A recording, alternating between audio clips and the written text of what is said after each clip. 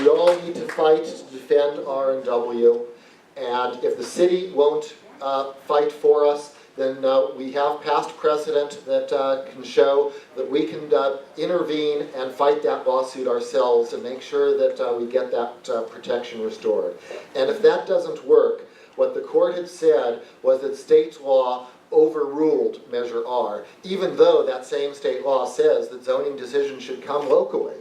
And what we need to do at the state level is a clarification to that law, simple little change to say, no, we didn't mean what the court thought we meant. We really mean local areas should be able to control this kind of overdevelopment. Thank you, Mr. Pollock. And I'm a big supporter of direct democracy. We have a great example of it in Ventura County with our SOAR initiatives that have effectively stopped cities from sprawling, like we saw in the San Fernando Valley. If Measure W has a legal problem, because courts are really reluctant to go against the will of the people. But if there's a constitutional problem with W, then we'll just need to redo it and take care of the problem and make sure that the will of the voters is respected. So either way, it's going to end okay.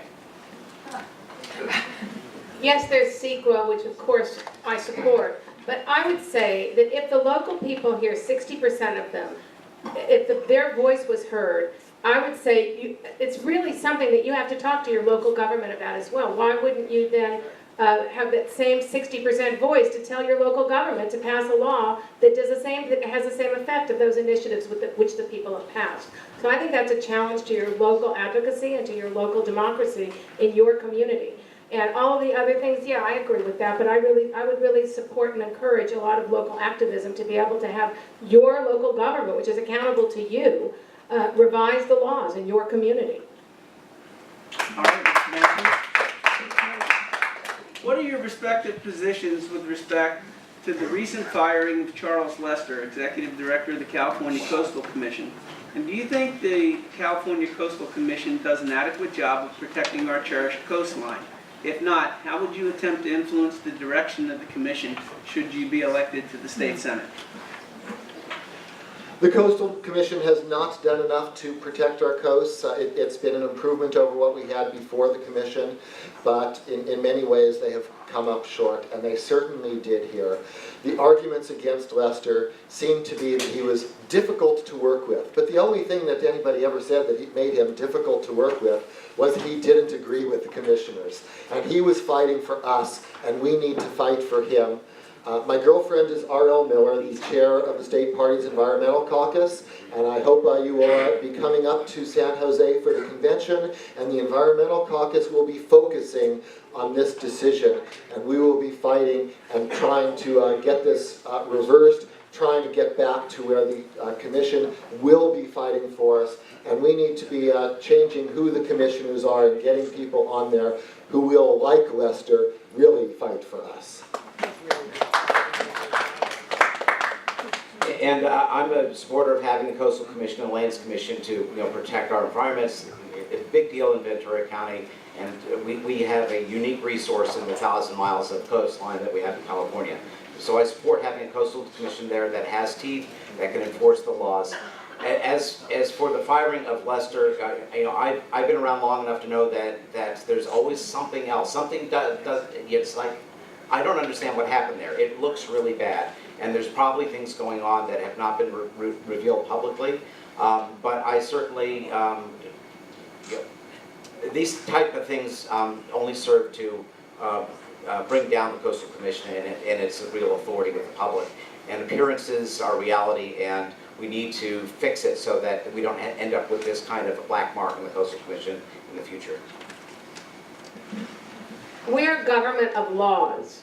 And what happened here with the Coastal Commission, the lack of transparency, the backroom dealing, really flies in the face of democracy. I think it's unacceptable that half of the dealings and anything of substance happened without public disclosure, without public ears hearing it. And it certainly is not an acceptable way to manage our government and our public bodies. So I would say that demanding full transparency. There should not be conferences and meetings that go on behind the scenes on one of our governmental bodies. We have a right to know. And I support fully the Coastal Commission, existence of the Coastal Commission, and feel that it needs to protect our entire coastline and all the coastal areas that are governed by it.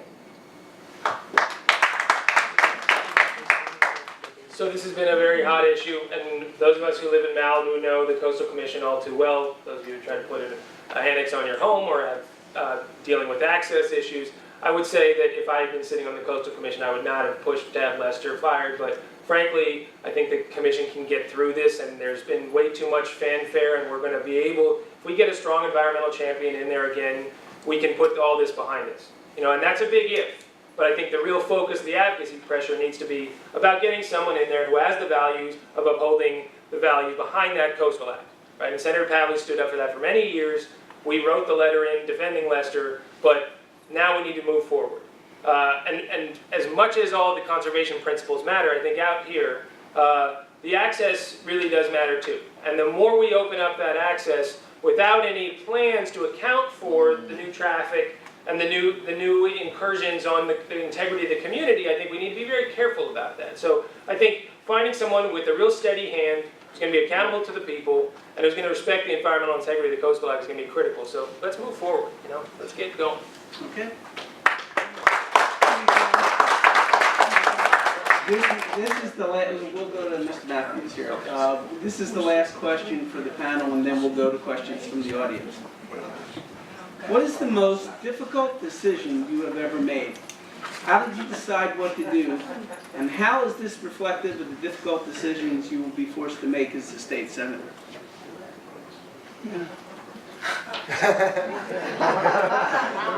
That is a tough question. You know, we often have to face difficult situations.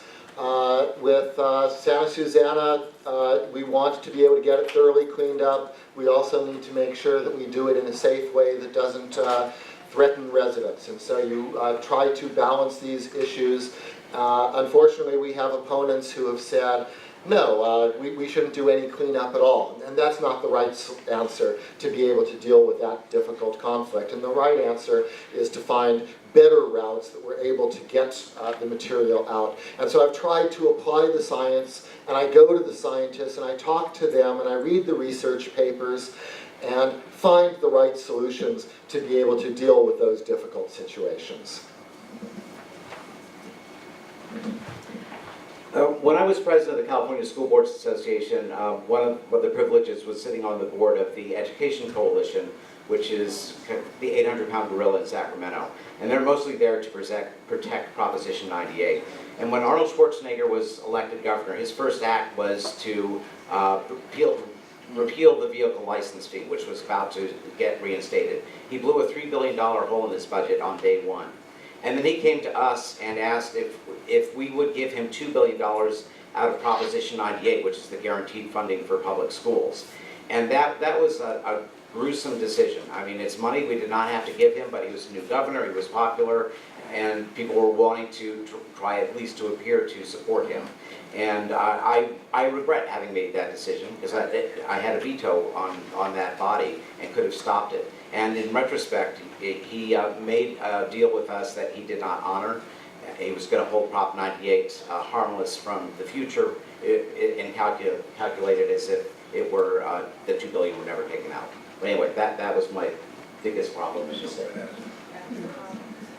This is a very difficult question because most of the really tough decisions are very personal decisions. Like, for example, deciding whether I should run for this office. That was a very tough decision that I really took it took me a year and a half to think about that decision before I made that decision. And other personal decisions. I was once I suppose one of the very difficult decisions I made, I was actually in Congo in a mine where there were child soldiers, and we were asked to go on a tour of that mine. And I confronted the warlord, and I was with 3 other people, and we actually had a confrontation with the warlord, and that was a big decision to make, because we didn't know what the consequence of that would be. So I've had many difficult decisions like that. I can't say in the policy realm I've had any decisions that I found that difficult, because I've always found myself to be an advocate for what I really believe in. And therefore, I haven't really had decisions that are difficult, because even if I'm in a minority, I'm totally comfortable with my decision. That's not a difficult one for me to make. So I would say that the personal decisions in my life have been the most difficult, policy decisions and things I've done as presidents of organizations, they've always been consistent for me, and therefore I have not struggled so greatly with being on my own on a decision. All right, thank you. So I think the decision to run for office is incredibly tough, to put yourself out there all the way, to take the slings and arrows of this. I know that people are going to drag you through the mud, but, well, you know, mud of one's own making or not. But, you know, back in high school, actually in 8th grade, I was in my geometry class. And there were these bullies in that class that Jewish. And they would always write these little swastikas on my friend Robert's notebooks, right? And always be pushing us. This was back when we were studying the Holocaust and the origins of all this conflict, right? And one day, Robert and I went out to the hall, and we stood up to these guys. And they roughed us up a bit. And during that moment, we turned around from that bullying incident, and I found someone named Ellie Summerfield, who's sitting here today, and we started a program through the Diversity Forum to start a Holocaust Memorial Week, and to turn that terrible moment and that moment of fear as a young man to say, you know, do I have the guts to stand up to a bully for real? And to turn that into a bigger movement at that school, to say, never again will this happen. And Ellie rallied a group of Holocaust survivors. Wrap it up. And we built an incredible program that has lasted throughout people's lives now. And I'm just so grateful to have her here today and have it come full circle. So it's very strengthening to see you in the audience. So thank you. Thank you.